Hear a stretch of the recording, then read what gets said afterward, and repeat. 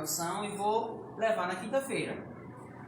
E aí me preparei todinho, estudei o salmo, levei na quinta-feira. Isso eu era praticamente recém-convertido, né? O processo na minha vida foi bem rápido. Eu recebi a Cristo por volta de final de fevereiro, né? Aí comecei a fazer estudos bíblicos, entender quem era Jesus. E aí, por volta de maio, finalzinho de abril para maio, fui batizado e logo já fui entrando em outro processo. Eu tinha uns 3 meses de convenção, praticamente, quando eu estava nessa sede de abrir o culto, né? Tinha uns 3 meses de convertido. E eu cheguei, o pastor falei, e aí ele disse, na quinta-feira você vai abrir o culto. Eu digo, tá bom, pastor, vou abrir o culto na quinta-feira. Só que você fica com aquele medo, mas com a vontade também, né? Fica com medo, mas eu tenho que fazer, porque Deus me chamou para fazer. E aí eu disse, pode deixar. Aí eu fiquei todo ansioso, chegou na quinta-feira, o culto começou a acontecer e o pastor esqueceu de me chamar para abrir o culto, né? Aí quando foi no final do culto, eu disse, cheguei nele, sei, pastor, não era eu que abri o culto hoje? Ele, sei também, irmão, esqueci. Mas você fala assim, na próxima quinta você traz a palavra. Aí eu fiquei com as pernas tudo tremendo. Eu disse, rapaz, como é que pode? Mas se o Senhor me chamou para isso, Ele vai me dar capacidade. Então, irmãos, podem ter certeza que Deus dá capacidade, como já tem dado, a cada um de vocês. Amém? Amém. Deus tem capacitado, rapaz, irmão. Deus tem capacitado cada um de vocês. Deus tem derramado, com certeza, né, sobre a vida de vocês muitos dons, muitos talentos. Deus tem derramado sobre vocês uma vocação do Espírito Santo. Né? A primeira disponibilidade nós temos que ter a vontade de servir. Quando nós temos vontade de servir, os dons vão aparecer naturalmente, amém? Daqui uns dias vai estar um violãozinho acompanhando aí. Cadê o pessoal? Cadê seu violão que você escondeu? Esqueci de trazer. Cadê o violão? Eu esqueci, pastor. Perdoe. Então, traga o violão que uma pessoa vai aprendendo a tocar. Daqui um pedacinho, outra pessoa vai aprendendo a tocar outro instrumento e Deus vai operando. Amém? Irmãos, eu queria convidar todos a nós abrirmos as nossas Bíblias lá em Romanos, número 5. Carta aos Romanos, número 5. Capítulo número 5. Eu sempre gosto, quando eu vou trazer uma palavra, de fazer ela como um modo de mais de estudo, para que os irmãos entendam, compreendam a palavra. Então eu sempre faço a introdução, os pontos, uma conclusão, para que todos compreendam. E trago sempre um tema. E o tema que nós vamos ver hoje é qual a vantagem de ser cristão. Será que existe alguma vantagem em ser cristão? O que vocês acham? Pergunto para a pessoa aí que está perto de você. Tem vantagem em ser cristão? Amém. Qual a vantagem em ser cristão? Qual a vantagem de ser cristão? É o que nós vamos ver hoje. Quais as vantagens de sermos cristãos? Sermos crentes, amém? Amém. Então, vamos abrir nossas Bíblias em Romanos 5. Romanos 5, encontraram? Amém. Vamos esperar. Encontrou Romanos 5? Romanos 5 fala o seguinte, a partir do 1. Tendo sido, pois, justificados pela fé, temos paz com Deus, por nosso Senhor Jesus Cristo, por meio de quem obtivemos o acesso pela fé, e essa graça na qual agora estamos firmes, e nos gloriamos na esperança da glória de Deus. Não só isso, mas também nos gloriamos nas tribulações, porque sabemos que a tribulação produz perseverança. A perseverança é um caráter aprovado, e o caráter aprovado é a esperança. E a esperança não nos decepciona, porque Deus derramou seu amor em nossos corações, por meio do Espírito Santo que Ele nos concedeu. De fato, no devido tempo, quando ainda nos éramos fracos, Cristo morreu pelos ímpios. Dificilmente alguém morre por um justo. Embora pelo um homem bom, talvez alguém tenha coragem de morrer. Mas Deus demonstrou o seu amor por nós. Cristo morreu em nosso favor, quando ainda nos éramos pecadores. Como agora fomos justificados por seu sangue, muito mais ainda por meio dele seremos salvos da ira de Deus. Se quando éramos inimigos de Deus, fomos reconciliados com Ele mediante a morte do seu Filho, quanto mais agora, tendo sido reconciliados, seremos salvos por sua vida. Não apenas isso, mas também nos gloriamos em Deus, por meio do nosso Senhor Jesus Cristo, mediante quem recebemos agora a reconciliação. Senhor, eu te agradeço pela tua palavra, porque ela é vida para nossas vidas, ela é revelação para os nossos caminhos e é luz para nossas estradas. Nesse momento, eu peço que o Senhor me use para trazer uma palavra para nossas vidas, para que nós possamos caminhar segundo a vontade do teu coração. E sabendo que há muitas vantagens em te servir, em te seguir e em te obedecer. Em nome de Jesus eu oro e agradeço ao Senhor. Amém. Amém? Então, qual a vantagem de você ser cristão? Muitas pessoas hoje se envergonham. Não sei se vocês sabem, ou se vocês já viram ou imaginam. Mas é o que eu vejo quando eu ando, que muitas pessoas têm vergonha de dizer que é cristão. Muitas pessoas têm vergonha de dizer que é evangélico, que é crente. Mas há muitas vantagens de ser cristão. E nós vamos ver algumas nessa noite. Primeiro, eu quero que os irmãos entendam o propósito que ele escreve aqui. Paulo, o apóstolo Paulo, escreve a carta aos Romanos e ele tem um propósito com essa carta, com essas escritas. Não sei se os irmãos sabem, mas toda carta que Paulo escreveu, ou todos os livros da Bíblia, eles têm um propósito a nos ensinar. E ele é direcionado a um local. Então Paulo escreve para os irmãos que estão lá em Roma nessa época, com um propósito. A carta aos Romanos tem o dever de tornar as pessoas mais estáveis na fé. Hoje nós vivemos dias que as pessoas, hoje é cristão, amanhã não é. E depois volta a ser e depois não é. Uma instabilidade. Então a carta aos Romanos, se você ler ela todinha, você vai conseguir entender na leitura dela que ela tem esse propósito de tornar você firme na fé que você tem. Tornar você estável na palavra que você recebeu. Então, quando você estuda e lê a carta aos Romanos, ela capacita a você ter uma adoração mais sincera com Deus. Não apenas baseada no que uma pessoa fala, no que o pastor falou, no que alguém falou, no que você ouviu de tal lugar, mas ela tem um propósito de nos tornar firmes e nos animar. Nos animar porque há vantagens e muitas em ser cristão. Muitas pessoas olham para mim e dizem assim: mas rapaz, tu é tão novo, já é pastor. Porque eu fui chamado, rapaz. Né? E isso é uma satisfação para mim. Receber um chamado e poder obedecer ao meu Senhor. Então, a carta aos Romanos, ela tem esse propósito. E com tudo isso, quando nós aprendemos, quando nós nos tornamos firmes na fé, Deus nos dá capacidade a fazer outros firmes também, a levar a palavra a outros também. Então a carta aos Romanos tem esse propósito, tornar você firme na fé, um verdadeiro adorador como Deus busca. Então leia, se vocês não sabem, mas grandes avivamentos aconteceram, homens lendo a carta aos Romanos. O avivamento na Inglaterra, através de John Wesley, né? A reforma protestante, através de Martinho Lutero. Todos, quando eles leram as cartas aos Romanos, eles viram que precisavam fazer algo e fizeram grandes coisas. Amém? Então, há uma lista de bênçãos, irmãos, citadas no texto que lemos. Paulo deixa claro como é maravilhoso ser cristão.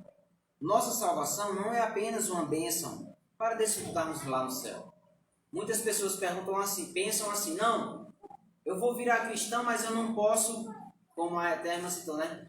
Eu vou ter que deixar de beber, eu vou ter que deixar de fumar, eu vou ter que deixar de andar em certos locais, né? Eu vou ter que deixar de fazer isso e isso. Qual a vantagem, né, então, de deixar todas essas coisas?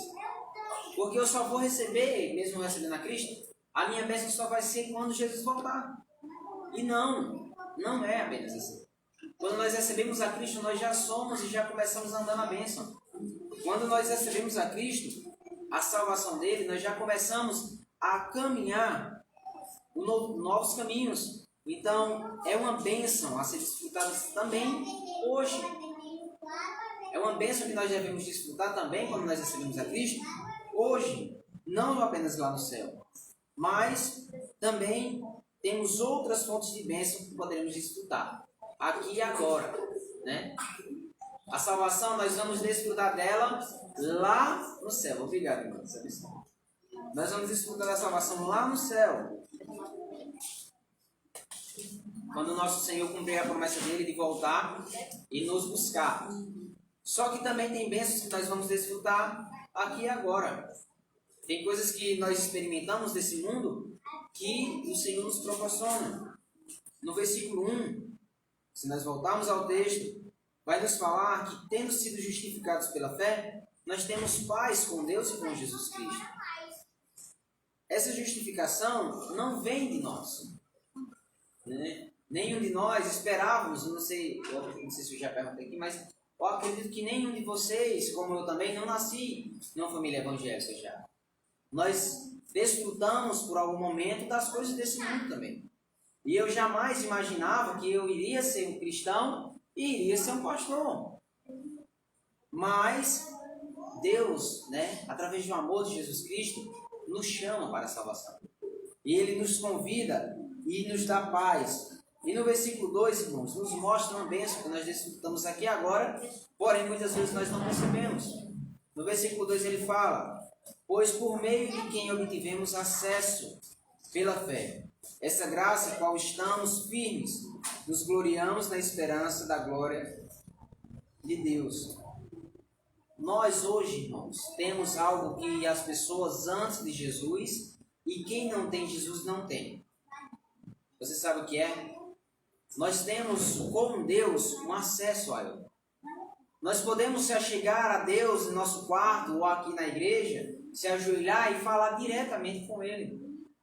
Antigamente, antes de Jesus vir à Terra, não era assim. Não sei se vocês leem ou se vocês lembram que as pessoas teriam que ir lá no templo com o sacerdote para que ele levasse a sua oferta a Deus. E ainda tinha mais, se você não era judeu, por exemplo, você não tinha esse acesso. Você era excluído, né, praticamente. E hoje nós temos um acesso direto com Deus. O próprio Jesus fala, né, eu vim fazer verdadeiros adoradores. Quando ele encontra com a mulher samaritana, lá no lago, ela diz o seguinte: qual é o lugar certo de adorar Jesus? É aqui nesse monte ou lá em Jerusalém, onde tem o templo? E Jesus disse: vai chegar um tempo em que meus verdadeiros adoradores adorarão o Pai em espírito e em verdade. Ou seja, em qualquer lugar. Em qualquer lugar nós temos o acesso a falar com Deus. E quem não é cristão, quem não aceita Jesus, não tem. Você acha que por que as pessoas pedem para você orar por ela? Elas pedem para você orar por ela porque elas não têm esse acesso com Deus. E nós temos. Por isso que muitas vezes as pessoas não querem ser cristãos. Mas quando estão em dificuldade, chega para você e diz: ei, meu irmão, ore por mim. Estou passando por isso, por mais aquilo. Nós temos, irmãos, um acesso direto com Deus. E por que nós temos isso? Porque Jesus nos deu esse acesso. Jesus nos fez ser um só com o Pai. E nós temos esse privilégio. Antigamente existia, se nós lermos lá em Lucas 23, 45, existia um véu que separava. Não sei se vocês já estudaram e já viram. Quando existia o templo, existia o pátio do templo, onde as pessoas se achegavam. Existia o santuário, que era a parte de dentro do templo. E existia o Santo dos Santos.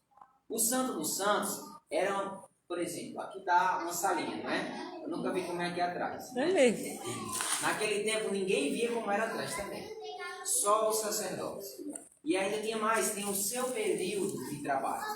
Por exemplo, se lá existia 12 sacerdotes, cada um vai ficar um mês. Então, quando eles iam se apresentar, eles amarravam um sininho na perna e eles entravam. Por quê? Se eles entrassem em pecado, eles morriam. E aí, se demorasse muito, os que estavam fora balançavam o sininho. Se não respondesse, tinha que puxar porque estava morto, da glória de Deus.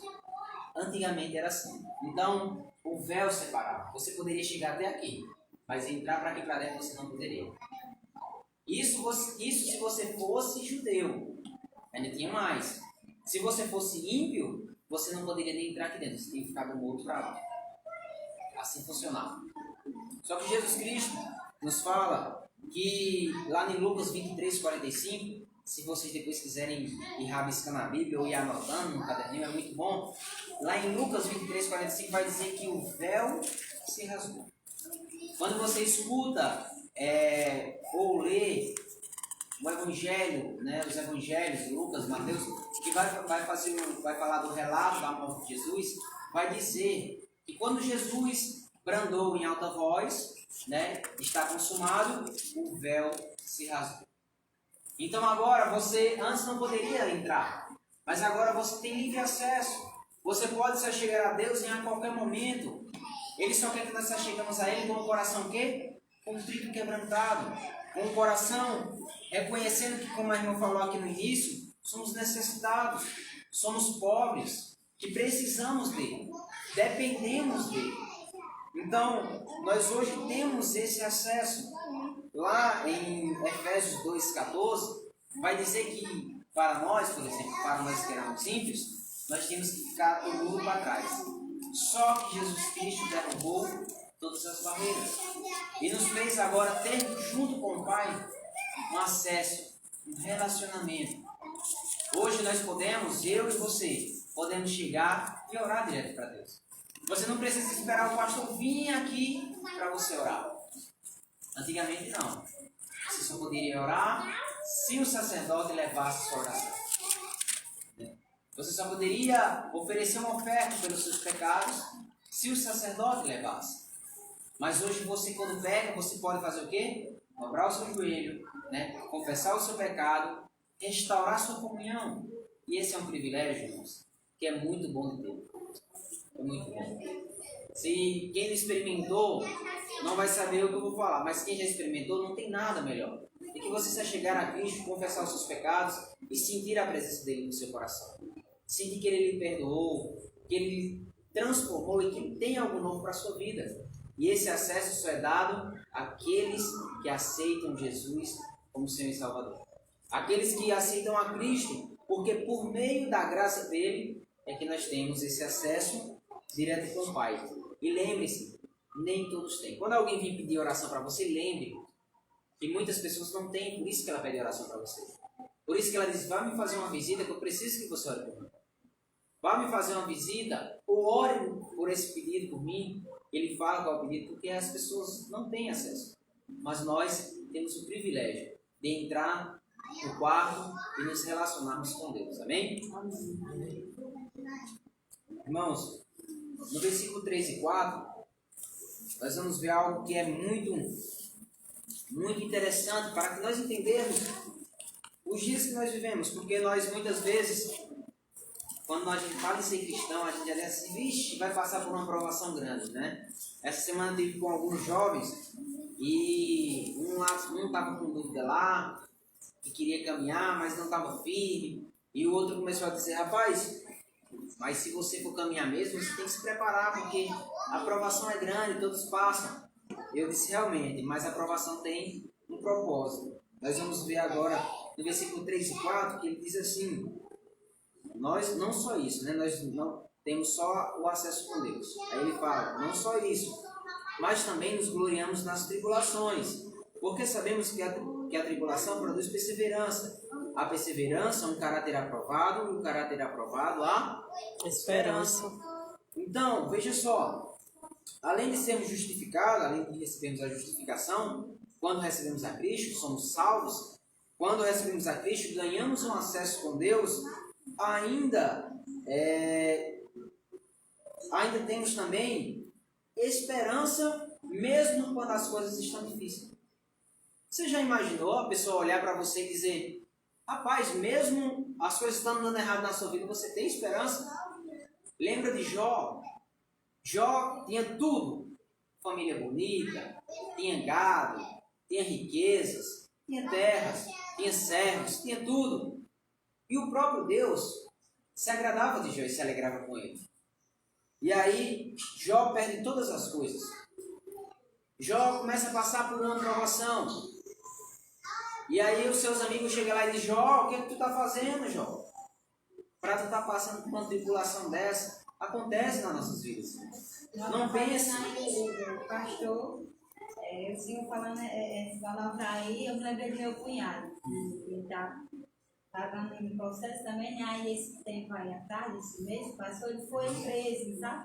Aí passou por muitas coisas e as coisas dele eram só assim, murmurando, sabe? Não tinha fé, não tinha paciência, que vai dar certo, vai dar, mas vai dar certo. Quem sabe se isso está acontecendo, né? Porque Deus permitiu, né? Tem paciência que dá certo. E realmente só foi o que Deus mesmo. Que Deus faz dessa Veja forma. só, nós pensamos muitas vezes que quando nós recebemos a salvação, tem muitas pessoas, irmãos, que andam mentindo por aí com a palavra de Deus. Entendam isso. Tem pessoas que andam mentindo com a palavra de Deus. Se uma pessoa chegar para falar de Jesus para outra, às vezes nós erramos involuntariamente, né? Mas, por exemplo, eu nunca vou chegar, hoje entendendo, chegar para uma pessoa e dizer o seguinte: meu irmão, se você aceitar Jesus, vai ser sua bênção na sua vida. Não diga isso. Porque a aprovação vai vir, ele vai dizer o quê? Meu irmão, tu não disse que era sua bênção? Não disse que era sua bênção, estava mentindo para mim, meu irmão. Eu estou numa tribulação grande. A vida com Cristo, irmãos, ela é uma vida de bênçãos. Até as provações é bênçãos. Eu vou lhe explicar por quê. A salvação, ela não é uma fuga dos nossos problemas. Eu tenho problemas para resolver amanhã. Eu tenho boletos para pagar amanhã, né? Eu tenho situações para resolver essa semana, como os irmãos também têm. Então, mas eu sou cristão. Sim, mas eu ainda vivo nesse mundo. Então, as provações, né? Quando eu recebo a salvação, não quer dizer que eu estou livre dos problemas. A salvação é a salvação. Os problemas são outra coisa. É outro assunto, né? Então, não significa que a salvação é uma fuga para os problemas da vida. Nunca evangelizo ninguém dizendo isso. Mas enquanto passamos pelas tribulações e dependemos da graça de Deus, as provações somente irá nos purificar. Porque Deus estará trabalhando para a formação do nosso caráter e amadurecimento. Vejam só, em 2012, eu casei, para vocês terem uma ideia, eu casei com 19 anos e minha esposa com 15. Nós vivíamos um relacionamento, não éramos convertidos e ela engravidou. E aí 2 meses e a gente se juntou por volta de dezembro de 2011 e ela com 2 semanas que nós estávamos morando na mesma casa, nós só se juntamos, ela perdeu o bebê. E aí nós continuamos o nosso relacionamento, né? E aí isso em dezembro, no começo do ano, eu já comecei a caminhar com Cristo por finalzinho de fevereiro. E Deus foi transformando nossas vidas, transformando. Aí eu vivi o ano de 2011, de 2012, no final do ano... Foi 2011 eu me converti. No final do ano de 2012, no início do ano, ela engravidou. Né? A segunda gestação dela. E aí a gente estávamos felizes da vida, o nome se chamaria Esther, né? Uma referência bíblica, um livro bíblico. E nós vivemos esse período. Só que quando ela fez uma ultrassom morfológica, acho que as irmãs conhecem, né? Para descobrir como a criança está, se está perfeita, se está uma falha. Nós descobrimos que a nossa bebê tem uma hernia no diafragma. Tem um diafragma, tem um músculo que separa, né? Os órgãos dos órgãos de outro, né? O coração, o pulmão. Então ela tem uma falha nesse músculo. Então o coração dela, a bebê, e os pulmões, o coração e o pulmão, foi impedido de crescer. Porque os órgãos que cresceram primeiro tomaram lugar. Então, foi impedido de crescer, nós descobrimos às pressas e Deus providenciou um médico lá, nos deu assistência. Pode ser, meu irmão, fica à vontade. E nos deu assistência e o médico de lá de Juazeiro fez um contato com um médico de São Paulo. Ela foi para São Paulo, fez uma cirurgia, a bebê estava dentro da barriga ainda, colocou um balão na garganta da bebê dentro da barriga, você vê como é interessante. E ela voltou de São Paulo. E aí depois de um mês que ela fez isso, aí a bolsa dela estourou, ela ainda estava com 7 meses de gestação. E aí nós viajamos para Recife. Chegou lá em Recife, a bebê nasceu, nós ficamos 7 dias com a bebê lá. E nossa esperança, nossa oração, era que a bebê ficasse bem. Né? Só que nossa bebê, depois de 7 dias, veio a óbito. Né? Nossa bebê morreu. E no momento é uma tribulação muito grande, irmão. Uma tribulação imensa. Só que quando Deus nos fala que até nas provações e nas tribulações Ele está aperfeiçoando o nosso caráter, Ele fala verdadeiramente. Foi um período onde eu amadureci muito. Eu era muito jovem ainda também, 20 anos eu tinha. Então, eu amadureci muito, né? Me relacionei mais com Deus. Entendi depois de certo tempo, depois dessa gestação, e veio a Júlia que está comigo aqui. Então, depois eu entendi que Deus tinha propósitos. Minha filha, ela tinha essa doença, poderia impedir dela estar se relacionando, por exemplo, com uma doença dessa de Covid, ela não, dificilmente, nós estaríamos impedidos de sair de casa. Por quê? Porque ela tinha uma falha, o pulmão dela não tem crescido nem o coração. Então ela tinha uma formação. Então depois eu entendi, Senhor, muitas vezes nós não entendemos os teus propósitos. Hoje eu poderia estar, nem como ter vindo aqui, porque eu precisaria estar cuidando da minha filha em casa. E Deus recolheu ela, me deu mais bênçãos, me deu a Júlia, me deu o Emanuel, né? E me abençoou, né? E depois eu entendi que o Senhor me poupou de muitas coisas. Porque as provações, ela tem esse propósito. Deus não permite você passar por uma provação para você sofrer. Você quer que os seus filhos sofram? Deus também não quer que os deles sofram. Mas por que nós disciplinamos os nossos filhos? De vez em quando tem que deixar de fazer o que eles gostam, né? Às vezes eles gostam muito de fazer alguma coisa, você tem que deixar sem fazer. Para quê? Para que ele aprenda e amadureça. Do mesmo jeito é Deus. Tem muitas vezes que Ele tira coisas das nossas vidas, nos dá aprovações para que nós amadurecemos. O problema é que as pessoas não entendem isso. As pessoas se iludem pensando que quando você chega a Jesus, vai ser só bênção, só bênção, só bênção. Não. Nós vamos ter que aprender a viver com Jesus. E para você aprender a viver com Jesus, você precisa se relacionar com Ele. E aí você vai precisar passar por uma aprovação. Mas saibam que a aprovação ela tem um propósito. Nós vemos aqui que a tribulação ela produz perseverança. Deus vai ver em você que você mesmo estando em dificuldades, né, igual tem irmãos que vêm de longe, igual tem irmãos que têm dificuldade de vir, mesmo assim você vai estar perseverando. E a perseverança vai trazer no seu coração uma esperança que vai fazer você perseverar ainda mais. E esse jogo de perseverar e de amadurecer, você vai crescendo com Deus. Você vai aprendendo que o seu Pai, o Senhor, tem propósitos em suas vidas. Então, quando nós somos cristãos, há essa vantagem. Até as coisas que acontecem que aos nossos olhos são mal, não é mal. É apenas algo para lhe preparar para o melhor. Hoje eu consigo ajudar alguma pessoa que sofre com essa dificuldade que eu vivi, porque Ele me preparou para isso, né? Mas muitos podem ter vivido a mesma situação que eu, estarem afastados, longe do Senhor, decepcionados, frustrados com Ele, dizendo: Deus não me ama, Deus não quer saber de mim, Deus não cuidou de mim. Então, você não entendeu que o seu Pai estava cuidando muito mais do que você pode pedir, pensar ou imaginar. Porque até na tribulação, Ele está preparando você. Quando nós olhamos para os homens que tem na Bíblia, nós vemos a história de José. José, aos 17 anos, foi vendido por seus irmãos, né, para uma caravana que estava indo para Jerusalém. Chegou lá, foi vendido como escravo, para o Egito, aliás.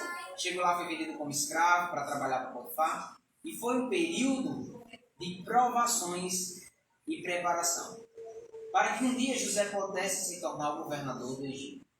Mas se José não fosse preparado, ele nunca poderia assumir o que Deus tinha para ele. Se você não for preparado, você nunca vai assumir o que Deus chamou para você fazer.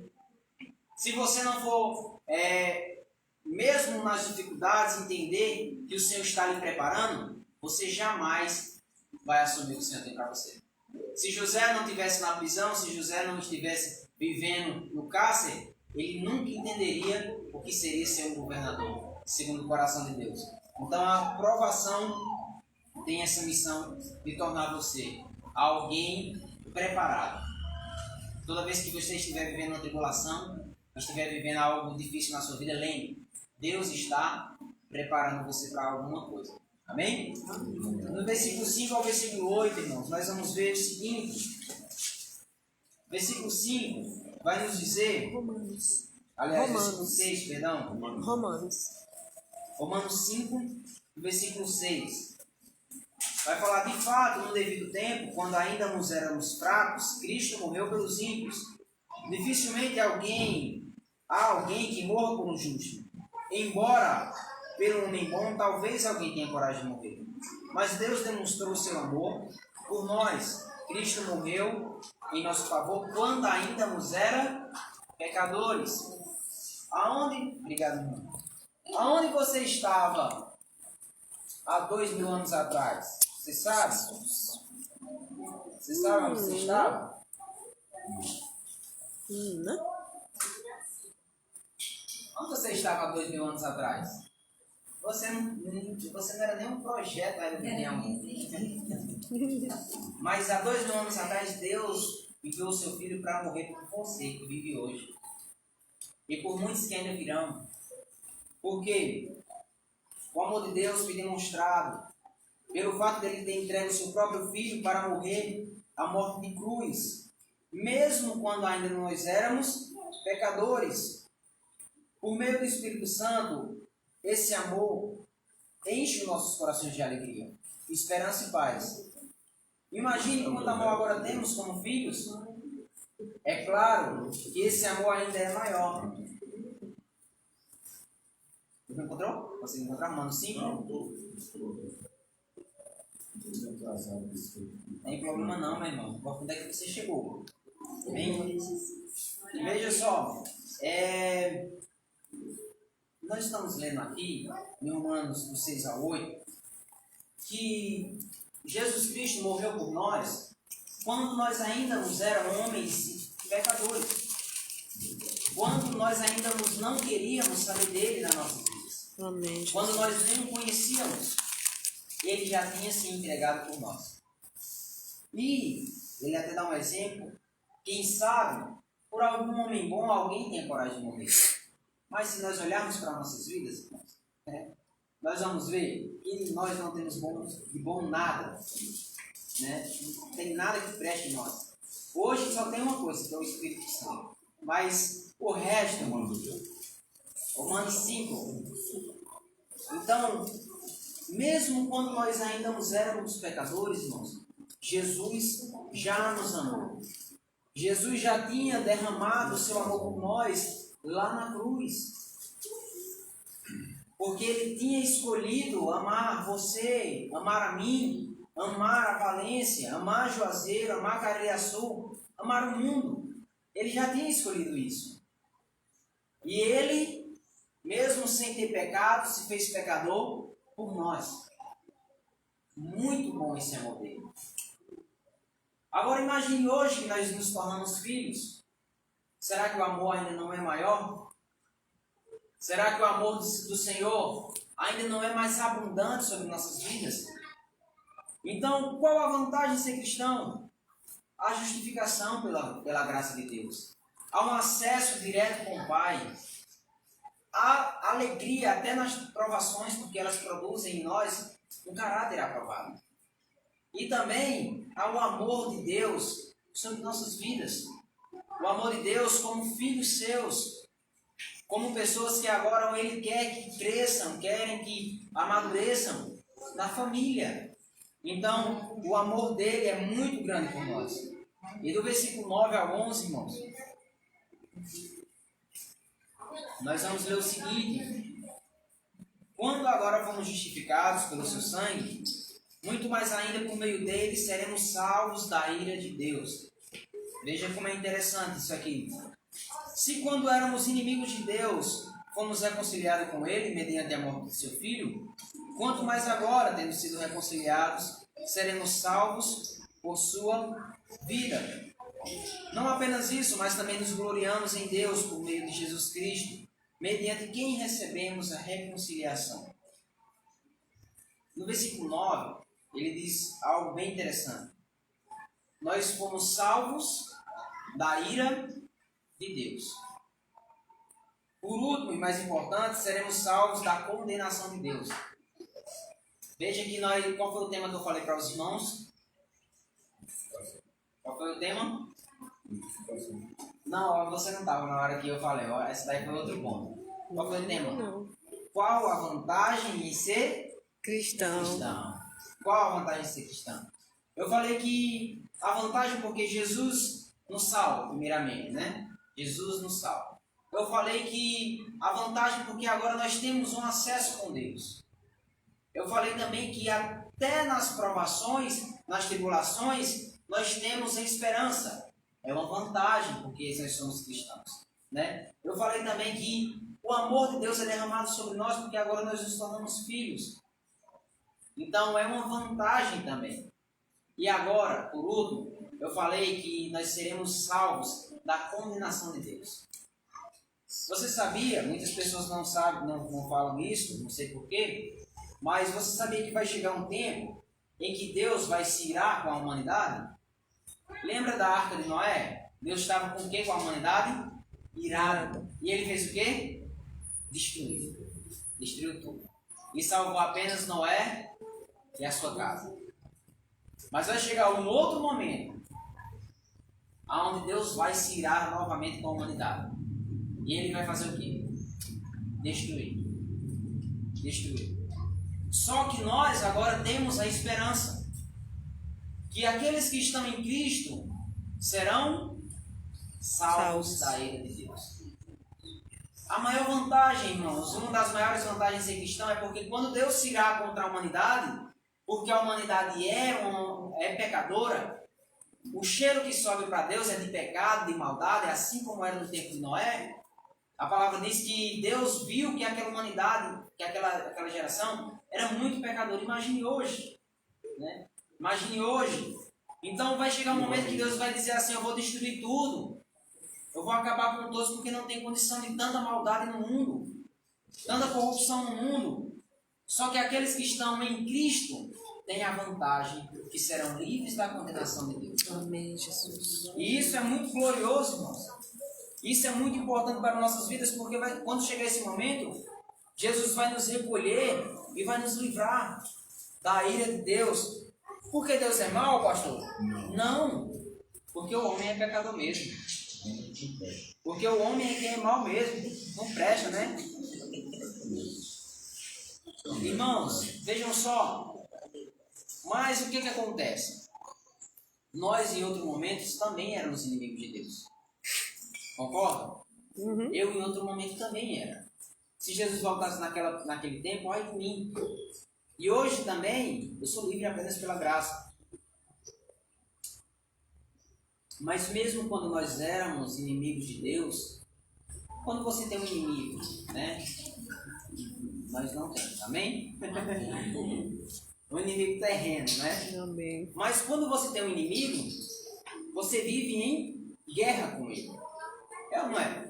Você não pode encontrar ele no seu lugar. Você não pode achar ele em algum lugar. Porque é seu inimigo. E Deus, e nós, aliás, éramos inimigos de Deus. Pelo fato de sermos pecadores. Só que Deus não declarou guerra contra você. Deus enviou o seu Filho para salvar você. Deus enviou o seu Filho para me salvar. Para salvar aqueles que nós vamos levar essa palavra. Para transformar as nossas vidas.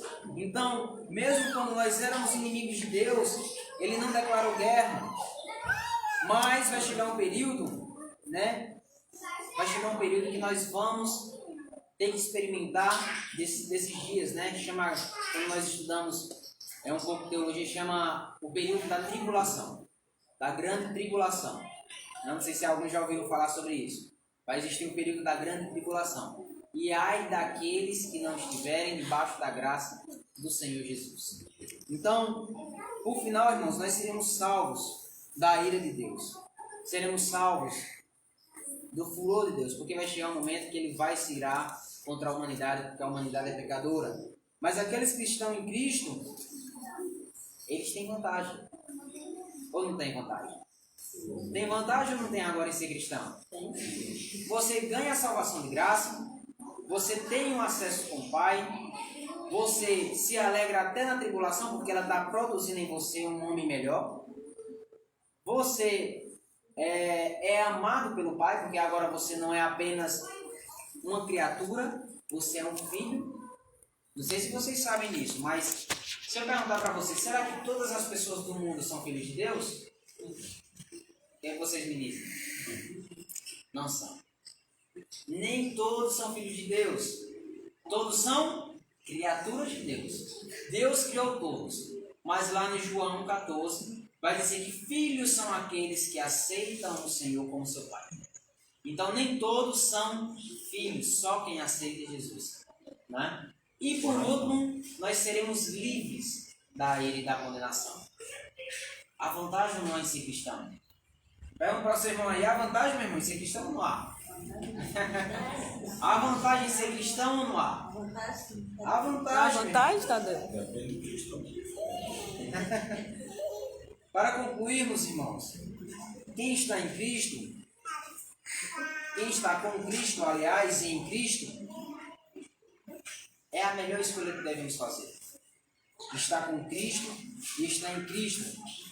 Qualquer pessoa, em qualquer lugar e em qualquer época. O próprio Jesus disse: eu sou o caminho, eu sou a verdade e eu sou a vida. Quem crê em mim, viverá. Aquele que está em mim, ainda que morra, viverá. Porque o Senhor é quem nos dá a vida. Amém? O Senhor é quem nos dá vitória. O Senhor é quem nos dá todas as vantagens. Então, eu vejo muita vantagem em ser cristão. Eu vejo muita vantagem em seguir a Jesus, em obedecer a Jesus, em escolher os seus caminhos para guiar a minha vida, a minha família, porque há vantagens em ser cristão. E há muitas. Como nós falamos aqui, ainda tem muito mais, irmãos. Se nós tivéssemos, horas e horas para falarmos, haveria muitas e muitas vantagens em ser cristão. Mas essa noite nós entendemos que além das vantagens de ser cristão, nós recebemos todas essas coisas pela graça. Quanto você pagou pela sua salvação, meu irmão? Me diga aí, quanto foi? Nada. Você não pagou nada pela sua salvação. Nada você pagou pela sua salvação. Todas as coisas de graça. Porque do Senhor Jesus é toda a glória também. Porque se nós não estamos em Cristo, nós não somos dele. Mas se nós estamos nele, é ele que nos justifica. Quando o Senhor se irá e olhar para nossas vidas, olhar para a sua vida, como eu falei, acho que alguns até ouviu, mesmo que eu falei. Quando Jesus olha para a sua vida, e se ele lhe vê, meu irmão, ele vai ver que você é um pecador. E ele olhando você como um pecador, ele vai fazer, sabe o que com você? Mandar para o inferno. Porque esse é o destino de nós pecadores. Só que quando nós temos Jesus Cristo em nossas vidas, recebemos a Ele de graça, quando Deus olha para nossas vidas agora, Ele não vê mais um pecador. Ele vê uma pessoa salva pelo sangue de Jesus. Ele olha para a sua vida e não vê, como é seu nome, meu irmão? Tadeu? Ele olha para o Tadeu e não vê o Tadeu. Ele vê Jesus. Ele olha para o Ricardo, irmão Ricardo, não vê o irmão Ricardo. Ele vê Jesus. Ele olha para a irmã Tatiana, não vê a irmã Tatiana. Ele vê Jesus. Porque quando nós estamos com Jesus, nós nos tornamos um com Ele. E isso é uma graça que nós recebemos. Nós vamos criar, nesse momento, para entendermos mais, eu vou até colocar esse livro aqui, para nós compreendermos o que é essa graça.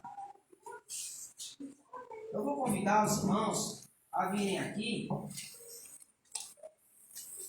Nós vamos servir os irmãos. E eu quero convidar os irmãos para entendermos bem o que é a ceia do Senhor. Quem pode cear, pastor? É a pergunta. Quem pode cear? Se você é batizado nas águas, em nome do Pai, do Filho e do Espírito Santo. Um batismo que você entenda, Há batismo, por exemplo, que você foi batizado involuntariamente. Mas se você for imergido nas águas, crendo no nome de Jesus, e você está aqui conosco, você pode batizar. Não, pastor, mas eu sou de outra igreja. Não tem problema, Amém. Então o irmão vai batizar mais em outro momento, amém? Vai ser em outro momento. Não Tadeu. Gostei de você, Tadeu. Você é o cara. Ele lá na igreja, lá E eu descobri Que é? lá em Jair.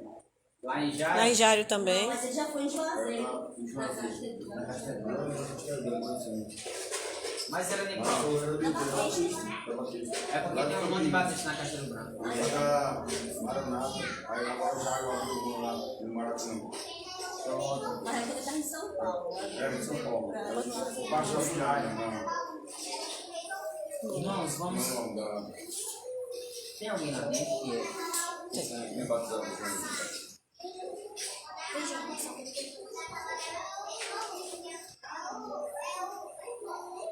Nós temos 5 pessoas. Fiquem em pé, irmãos, quem vai ser a coisa. Mais uns quantos?